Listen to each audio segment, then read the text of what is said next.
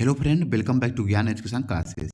आज की वीडियो में हम देखने वाले हैं क्लास 12 जीव विज्ञान का हम लोग मॉडल पेपर देखेंगे, जो आप लोग को 3 मार्च को कैसा आप लोग का पेपर आएगा, किस पैटर्न से, इस वीडियो में हम लोग ये डिस्कस करेंगे। जितने भी बच्चे हिंदी का पेपर दिखाएँ क्लास 12 के, इनका पेपर अच्छा गया है, उम्मीद हमको है। और आप लोग को सबसे पहले इसमें पूर्णांक आप लोग का 70 नंबर का पूर्णांक रहता है। समय आप लोग को 3 घंटे 15 मिनट का आप लोग को समय मिलेगा। इस वीडियो को जो भी स्टूडेंट लास्ट तक देखेगा, इसमें से प्रश्न आप लोग को 3 मार्च को देखने को मिल सकते हैं, इसलिए इस वीडियो को इग्नोर मत कीजिए और इस वीडियो को लास्ट तक देखिए। अगर चैनल पर नए हैं तो चैनल को सब्सक्राइब कर लीजिए।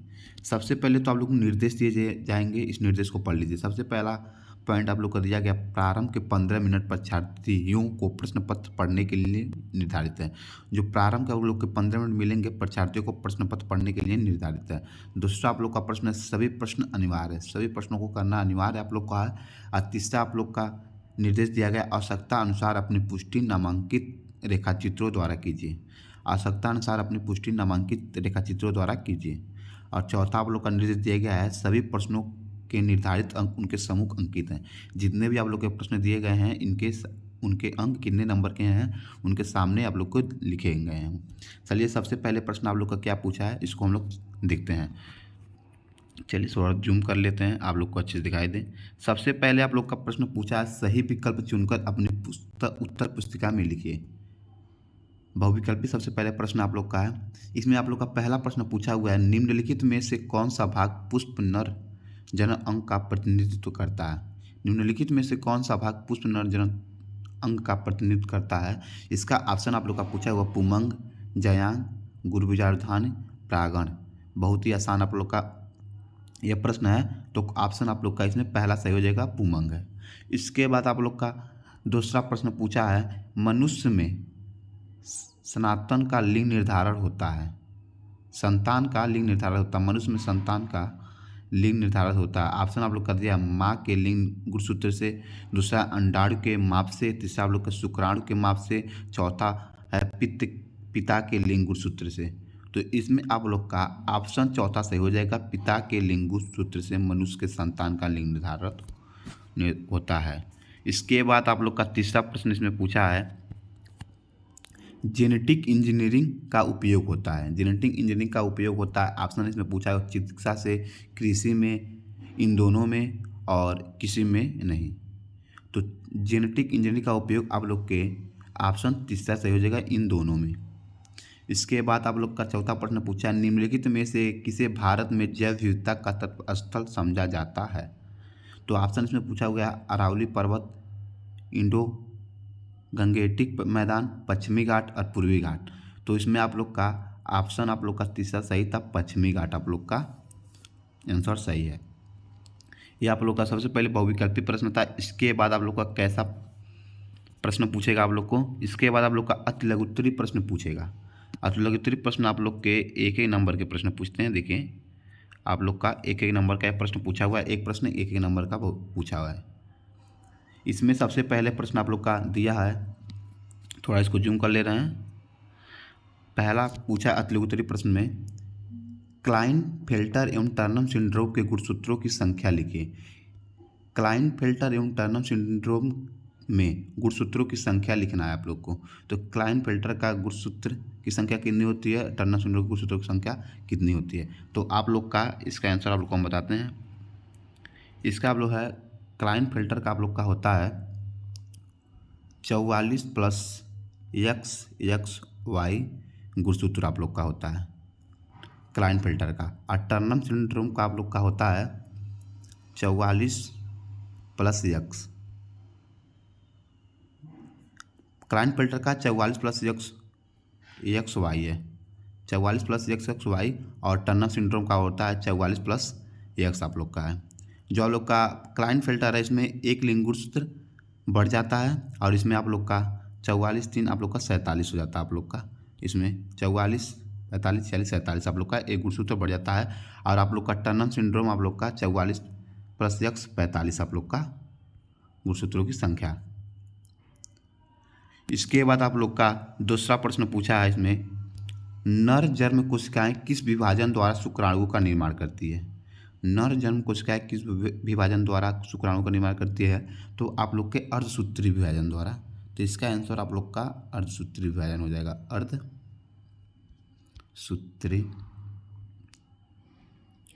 विभाजन। दूसरे का आंसर आप लोग का अर्धसूत्री विभाजन हो जाएगा। इसके बाद आप लोग का तीसरा प्रश्न पूछा है, प्रागण मातृकोशिका में गुणसूत्रों की संख्या क्या होती है? प्रागण मातृकोशिका में गुणसूत्रों की संख्या क्या होती है? तो आप लोग की 2n होती है। 2n मतलब आप लोग का द्विगुणित होता है,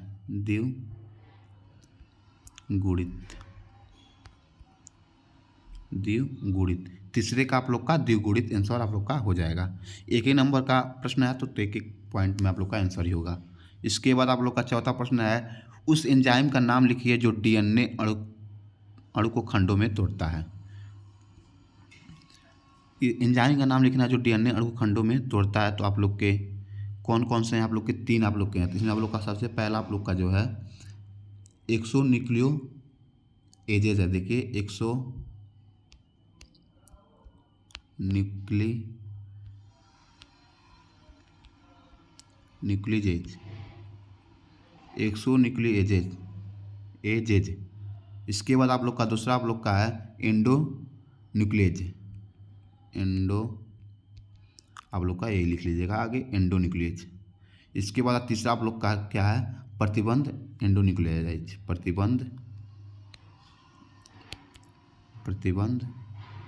एंडोन्यूक्लियेज।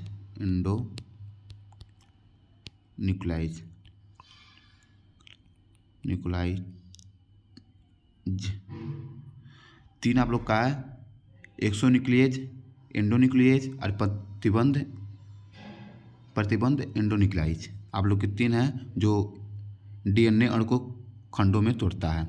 इसके बाद आप लोग का 5वां प्रश्न है, समष्टि में परिकलित पिरामिड किस प्रकार के होते हैं? समष्टि में परिकलित पिरामिड किस प्रकार के आप लोग के होते हैं?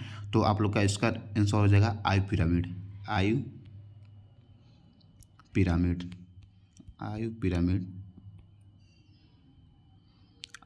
इसका आंसर हो जाएगा।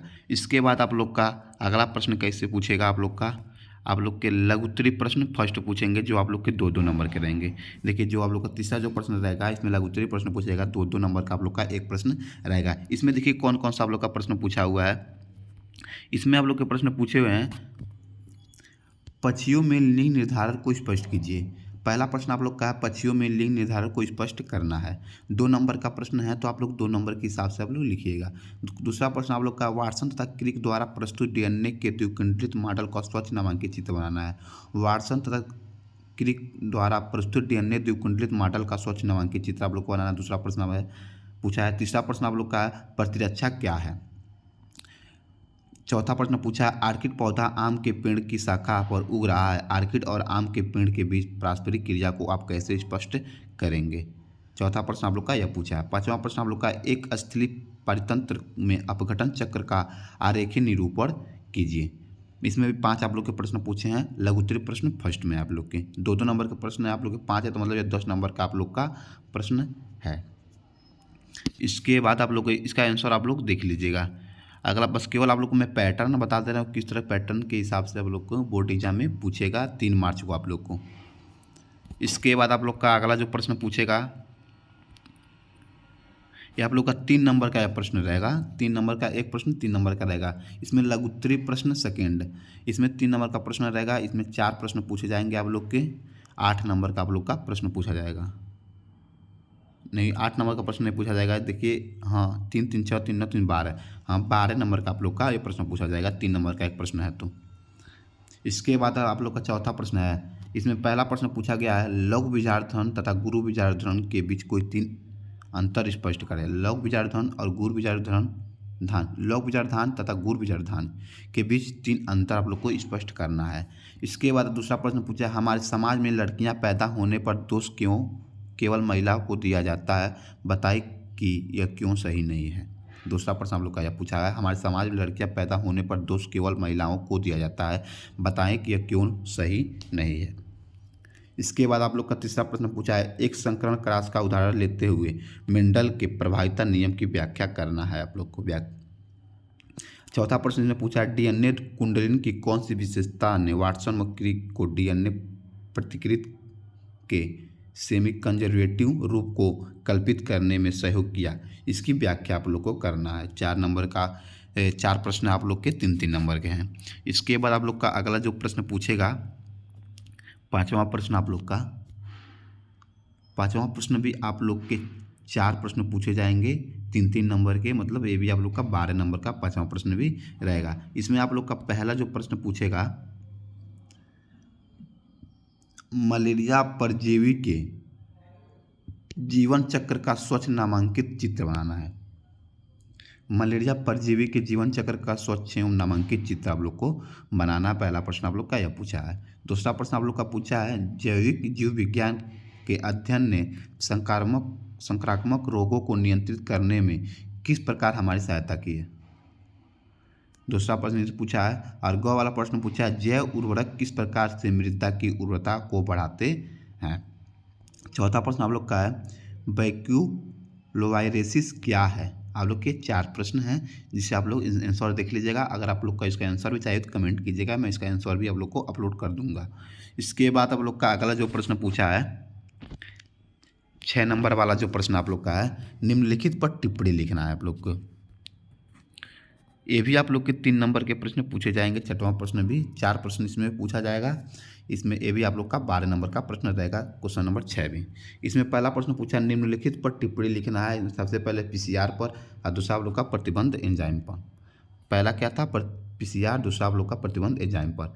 इसके बाद अगला प्रश्न पूछा जैव प्रौद्योगिकी का कृषि क्षेत्र में क्या उपयोग है, इसके बारे में लिखना है। और तीसरा प्रश्न पूछा है परजीवी जंतु से आप क्या समझते हैं, कोई एक उदाहरण आप लोग को देना है। चौथा इसमें प्रश्न पूछा निम्नलिखित में अंतर स्पष्ट कीजिए। इसमें पहला आप लोग का उत्पादन एवं अपघटन, दूसरा आप लोग का परजीविता एवं स्वभोजिता। उत्पादन एवं अपघटन, परजीविता एवं स्वभोजिता आप लोग के।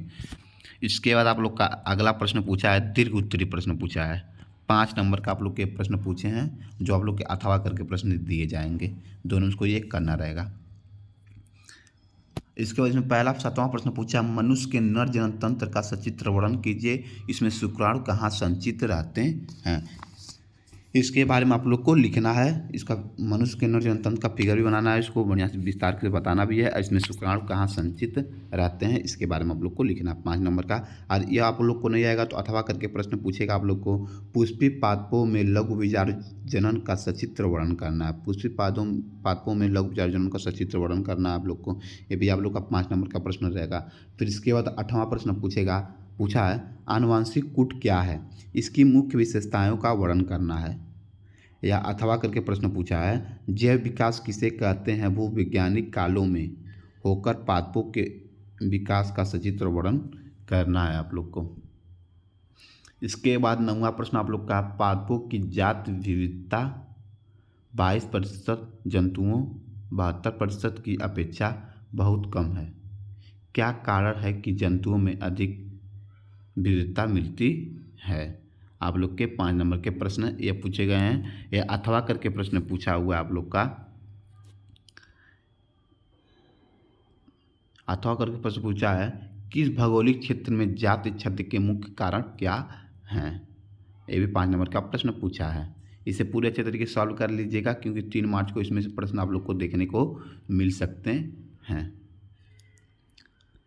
ये आप लोग का मॉडल पेपर था, इसे अच्छे तरीके से सॉल्व कर लीजिए। और चैनल पे नए तो चैनल को सब्सक्राइब कर लीजिए क्योंकि ज्ञान एजुकेशन क्लासेस पे जो आज चैनल देख रहे हैं आप लोग ज्ञान एजुकेशन क्लासेस, इस चैनल पे क्लास 10th एंड 12 दोनों के आप लोग के सभी सब्जेक्ट के इम्पोर्टेंट क्वेश्चन बताए जा रहे हैं जो आप लोग के बोर्ड एग्जाम की दृष्टि जो इम्पोर्टेंट आप लोग के हैं।